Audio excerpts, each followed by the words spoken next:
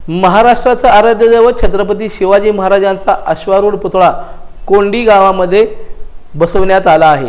याचा लोकार्पण सोहळा नुकताच संपन्न झाला। या लोकार्पण सोहळ्यासाठी शिवसेना जिल्हा प्रमुख अमोल बापू शिंदे, प्रकाश वानकर, इंद्रजित पवार यांच्यासह इतर मान्यवर उपस्थित होते। कोंडी गावातील धनाजी भोसले या युवकानं पुढाकार घेऊन छत्रपती शिवाजी महाराजांचा पुतळा येथे बसवण्यात आला आहे। या पुतळ्याच्या लोकार्पण प्रसंगी अमोल बापू शिंदे यांनी ग्रामस्थांना शुभेच्छा देत छत्रपती शिवाजी महाराजांचा आदर्श सर्वांनी घेऊन पुढील वाटचाल करावी असं आवाहन केलं। या प्रसंगी मोठ्या संख्येने ग्रामस्थ उपस्थित होते।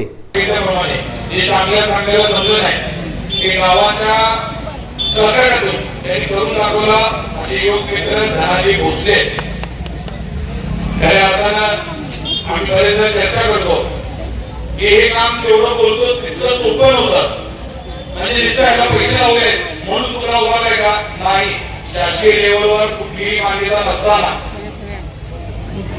पोलीस असेल, प्रशासनात या सगळ्यांना तुम्ही फक्त कुठल्या तर तुमच्या गावाच्या एकजुटीवर हा पुतळा इथं उभा राहिला एवढं मी आवर्जून सांगतो।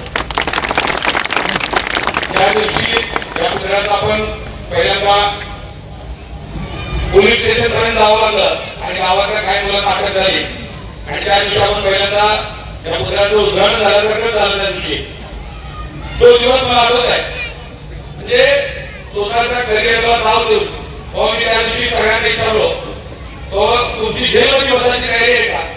कारण पोलीस स्टेशनमध्ये तशी परिस्थिती होती। जेव्हा आम्ही गेलो होतो ते म्हणत होते पुतळा झाका, आम्ही म्हणजे छत्रपतींचा पुतळा झाकणार नाही, म्हणजे पोरं तुम्ही जेलमध्ये घाला। त्या दिवशी पोलिसांना सांगितलं होतं तुम्ही आज 1 दिवस जेलमध्ये घालाल, 4 दिवस जेलमध्ये घालाल, पण ज्या दिवशी पोरांची जामीन होईल त्या दिवशी कोर्टात बसून इथपर्यंत वाजवून आणल्याशिवाय राहणार नाही। एकाच काम नाही आहे छत्रपतींच्या या महाराष्ट्रामध्ये महाराजांच्या पुतळ्याला। ठीक आहे, शासनाचे काही नियम आहेत, त्या सगळ्या नियमांना आधी नोट करणं गरजेचं होतं, पण आमच्या भावना महत्वाच्या आहेत। या महाराष्ट्रामध्ये छत्रपतींचा पुतळा बसवण्यासाठी मला तर वाटत नाही कोणाची परवानगी लागते। त्या दिवशी बऱ्याच गोष्टींची चर्चा झाली, विविध समाजाचा काही विरोध आहे का? मी सांगितलं साहेब, माळी, कोळी, धनगर, मुस्लिम सगळे बांधव या सगळ्या कार्यक्रमात इथं उभे आहेत आणि सगळ्यांच्या मनापासून छत्रपती शिवाजी महाराजांचा पुतळा इथं बसवला। या महाराष्ट्रामध्ये छत्रपती शिवाजी महाराज फक्त काय महाराज समाजाचे काय असं नाही, संपूर्ण स्वराज्यासाठी, रयतेसाठी ज्या माणसाने आयुष्याच्या धत्ता काढल्या अशा छत्रपतींचा पुतळा बसवायला कोणी रोखू शकत नाही। असं ज्वलंत उदाहरण या कोटी ग्रामस्थांनी करून दाखवलंय। हे खूप मोठं कार्य, म्हणजे हे पिढ्यानपिढ्या आपण ही सगळी माणसं उद्या भविष्यात असू नसू, पण हा पुतळा या इथं सगळ्यांना प्रेरणा देत खऱ्या अर्थानं उभा राहणार आहे आणि याचं सगळ्यांचे आपण सगळे साक्षीदार आहोत। खऱ्या अर्थानं खूप भाग्याची गोष्ट आहे। छत्रपती शिवाजी महाराजांवर बोलवलं तर तुम्हाला माहिती आहे की 2-2 तासाचे व्याख्यान करताना कमी पडतं वेळ।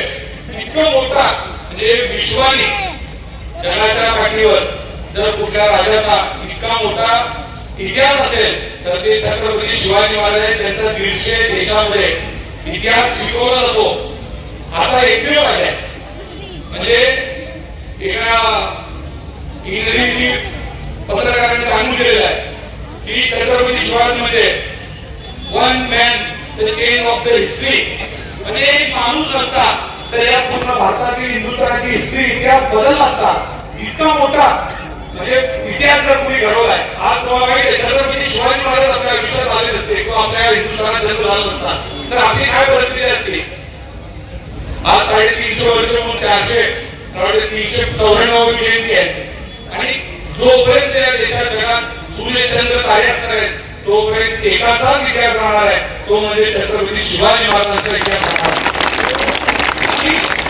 या ग्रामस्थांना आपल्याला दुसरं भाग आहे की सिस्टमच्या पलीकडं प्रशासन असेल, शासकीय यंत्रणा असेल, यांच्या पलीकडं तुम्हाला हे ऐतिहासिक काम करायला मिळालं। खऱ्या अर्थाने हे खूप भाग्याची गोष्ट आहे।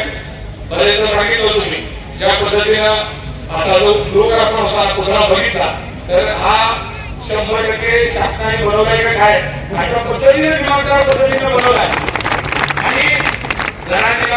असताना म्हणायचो की धनाजी एवढ्या मोठ्या प्रमाणात तू सगळं करतो, तर परवा मला धनाजी सांगितले की माझ्या 2 वर्षावर झोपले तुम्ही जोपर्यंत पुतळा बसत नाही तोपर्यंत मला रोज रात्री स्वप्नात तुला शिवाजी महाराज द्यायचे. हाला म्हणते जीत, हाला म्हणते इच्छाशक्ती. आणि त्यांनी सातत्याने सांगितले की हे सगळं जरी तुम्ही मला करता आलं पण गावकऱ्यांच्या सपोर्ट शिवाय हे सगळं शक्य नव्हतं. आणि छत्रपती शिवाजी महाराज ही कुणाची मालकी होऊ शकत नाही, आपण सगळे फक्त त्यांचे मावळे आहोत आणि आपण मावळ्यांनी केलेलं हे मोठं काम आहे असं मी समजतो. या पुतळ्याचा इतिहास गेली 3-4 महिन्यापासून आपण या सगळ्या काळात होतो, पण आता शिवजयंती निमित्त हा लोकार्पण सोहळा झालाय. म्हणजे खऱ्या अर्थानं हा सगळा पूर्ण संपन्न झाला असं म्हणायला वापर करत नाही. या पुतळा होण्याकरता ज्या ज्या लोकांनी हस्ता घालले असते, वेळ दिला असेल, ज्या ज्या मुलांनी धनाजी बरोबर फिरले असतील, कारण हे काम एकट्याच नाही आहे, त्या सगळ्यांचं मनापासून धन्यवाद मानतो. कारण आपण एक ऐतिहासिक कामाचे साक्षीदार झाला, त्याच्यामध्ये तुम्ही सहभागी झाला, त्याच्यापेक्षा आयुष्याचं सार्थक नाही असं मी समजतो. ग्रामस्थांनी किंवा 3-4 वाजता आपण लोक शिक्षण ऑफिसमध्ये गेलो होतो. त्या टायमाला बापूंनी काही सांगितलं, जे अडचण झाली ते सांगितलं. बापू काय म्हणजे तू फक्त त्यांना एकच सांग की तुमची जी मजबुरी आहे ती फक्त तुम्ही स्वतःहून समाज राहत नाही. कारण का तुम्ही जर माघारी घेतलेले पाहिजे नाही, ही मूर्ती आयुष्यात कधीही ओपन होत नव्हती. पण जर मूर्ती आपल्याची कधीच ओपन होणार नाही, ही फक्त आम्ही लोक शिवाय सांगितलं. मग मी बापूच्या याच्यातच वर निघून गेलो. बापू म्हणजे मला 6 वाजता 7 वाजता किती वाजली ना, पण मी तिथे येतो.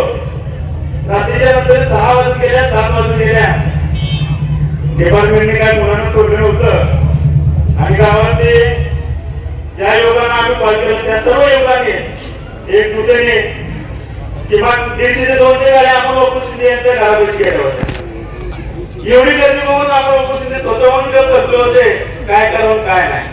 आणि खरं सांगतो सोलापूर जिल्ह्याचे सगळे नेते असते, पण एक असा नेता होता आपण उपस्थिती त्यांनी जिथं आले तिथून मुलं बाहेर निघाली. त्यांनी 2 शब्द बोलले, फक्त नुसता मोबाईल काढला की डिपार्टमेंटला आलं. मोबाईल काढली डिपार्टमेंट आलं अशी त्याची रचना आहे. आणि आम्ही लोक या मूर्तीचं कारण म्हणजे तुम्ही खरं तर जरी आम्ही लवकर बसवलं असेल प्रत्येक आल्या अडचणीला आम्हाला कोणी आपल्याला साथ दिलेली आहे. निम्म्या राज्याला तुम्ही फोन केला, आम्ही स्वतः पाहिलंय, गावचे सगळे लोकांनी पण पाहिलंय. ज्यांनी ज्यांनी आमच्या समोर होते आम्ही निम्म्या रात्रीला कॉल केलो, 12 वाजता केलो, 12:30 केलो, रात्री 12-12:30 वाजता सुद्धा आपण बापूने आमचा कॉल उचललेला आहे.